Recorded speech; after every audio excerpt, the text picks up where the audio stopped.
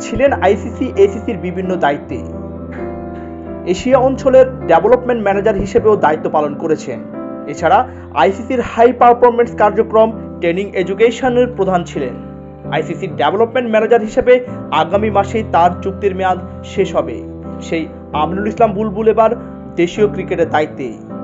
আজ বিকেলে সংবাদ সম্মেলনের মাধ্যমে নতুন সভাপতি হিসেবে দায়িত্ব পালনের জন্য তার নাম ঘোষণা করে বাংলাদেশ ক্রিকেট বোর্ড। আমিনুল ইসলাম বাংলাদেশের ১৬তম সভাপতি হিসাবে বিসিবির দায়িত্ব পালন করছেন। বাংলাদেশের অভিষেক টেস্টে দেশের হয়ে প্রথম সেঞ্চুরি করা আমিনুল জাতীয় দলে খেলেছেন এক যুগেরও বেশি সময় ধরে। জাতীয় দলের জার্সি-গায়ে ১৩ টেস্ট ৩৯ ওয়ানডেতে মাঠে নেমেছেন তিনি। বাংলাদেশের প্রথম টেস্ট সেঞ্চুরিয়ানও তিনি। ২০০২ সালে আন্তর্জাতিক ক্রিকেটকে বিদায় বলে দেওয়ার পর দেশে কোচিং শুরু করেছিলেন। পরে অস্ট্রেলিয়াতে পাড়ি জমান